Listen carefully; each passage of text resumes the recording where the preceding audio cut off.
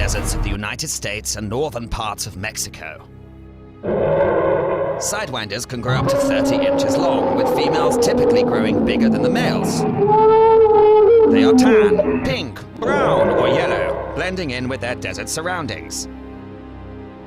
They are also recognizable by their rattle, which they use to ward off threats. The Sidewinder gets its name by the way it moves across the desert sand. It moves in this unique way in order to reduce its body's contact with the hot sand. This prevents it from overheating, even though the snake is a cold-blooded animal that needs sun for warmth. The Sidewinder has 3 gallons of water in their pouch. They tip their head back to drain the water, leaving only their meal. Young pelicans feed by eating directly out of their parents' throat. Pelicans work as a team to catch food. By forming a U-shape, they drive fish towards shallower waters as they pound the surface of the water with their wings. Then the fish are herded into smaller groups, where they're scooped up and swallowed whole. The upper mandible, or the top of the beak, has a unique hook on it. This helps pelicans grab a hold of larger or more slippery fish.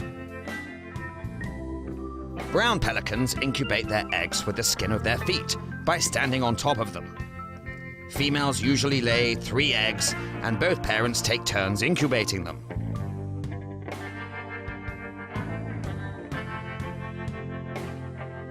Please subscribe to the channel, and dingoes can turn their heads almost 180 degrees in each direction, helping them track prey. They can also dislocate their hips, helping them squeeze into small places for hunting or hiding. Instead of barking, dingoes use a series of howls or coughs to communicate. Female dingoes eat their own droppings for moisture. This helps them produce milk for their young. Dingoes will mate for life, and it is not uncommon to see the savanna zones of Africa and in the rainforests of West and Central Africa. They can weigh up to 6 tons and are thus considered the world's largest mammal.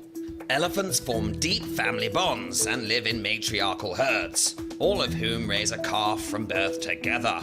Generally, elephants are very social and intelligent. They are known to have excellent memories throughout their long lifetimes, an average of 70 years.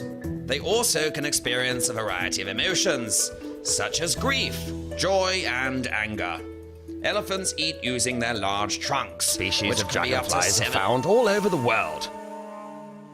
Most have a short lifespan of less than a month, but some can live as long as 6 months. Other dragonflies can live for years in a larva stage before spending a few short months fully matured. They can eat hundreds of mosquitoes per day, greatly helping keep down the pest's population numbers. They also eat bees, beetles, moths, butterflies, and even other dragonflies. Dragonflies can fly straight up and down, hover like a helicopter, and reach speeds of up to 38 miles per hour. They catch prey while flying and even mate in midair.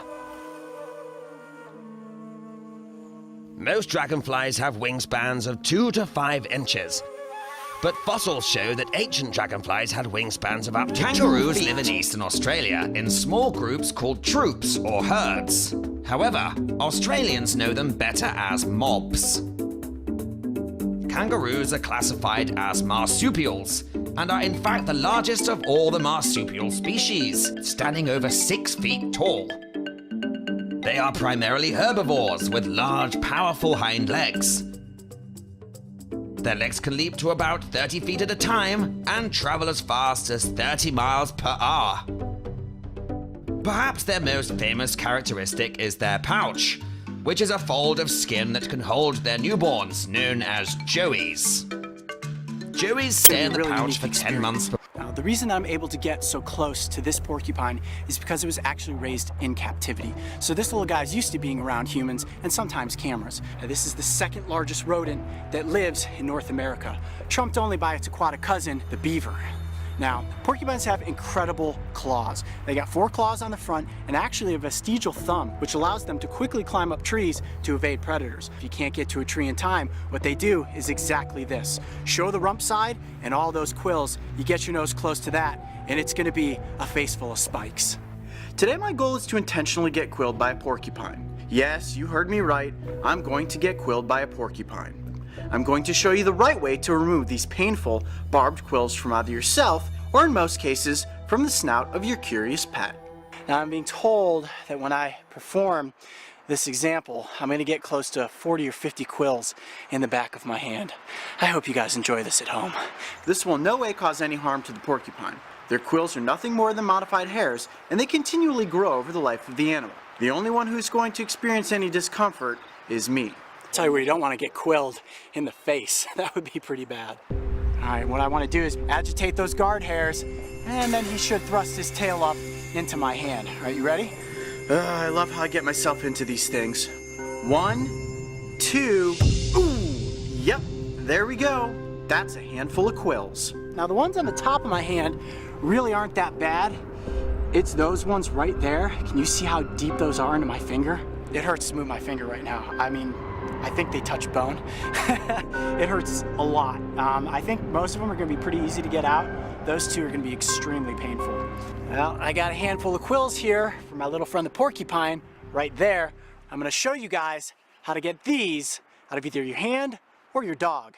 I have a feeling this is gonna be pretty painful. All right, come on, let's go. The one in my finger hurts so bad right now. Now, it's most likely that your dog is going to get quilled by a porcupine. And you know, you might think, oh, I'm just going to pull that quill straight out. It's not going to work. These have microscopic barbs on the end. And one of the cool techniques of the porcupine quill is that once it's in there, it works deeper and deeper and deeper. So you want to get these out as quick as you possibly can. And I never recommend that you go out and get yourself quilled by a porcupine. And the reason that I did this today was to show you how to remove quills from your hand. And the reason that I snipped off the tops of all the quills is that it actually releases pressure inside of the quill, relaxes the barbs, and now they should release out of my hand a bit easier. And what I want to do is gently grab the quills, twist them, and pull straight up. I'm going to remove the ones that aren't as deep first. I want to get all those barbs and those little points out of there because they can cause an infection, and that's the last thing that I want to happen. If you were a mountain lion, bear, or a coyote, and you got a face full of these quills, I mean, it's debilitating. I can barely move my hand. These animals wouldn't be able to then go out and continue hunting. And I can see why eventually this could cause a large predator like that to die. Woo, my hand hurts. Okay, these are the last 3. It's not like a Band-Aid. And you don't just pull it off. You just pull these out, it's gonna rip all the skin out with it because of those tiny little microscopic barbs. Whew, okay, I'm gonna twist and pull straight up. That's the goal.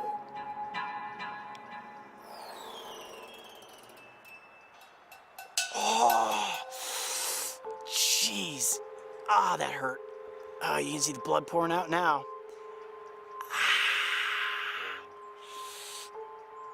You get that shot with the blood? Oh my gosh. Yeah, that really hurt. Okay. You good?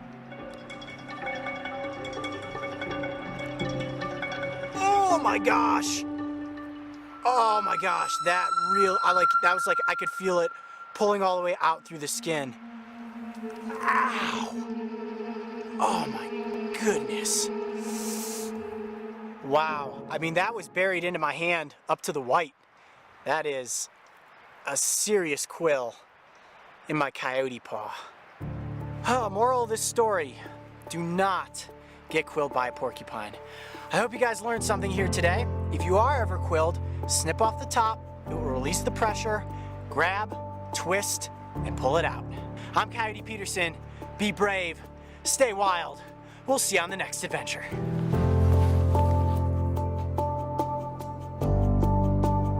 If you thought that was one wild adventure, make sure to subscribe to my YouTube channel, Breaking Trail, so you can join us for more incredible animal encounters.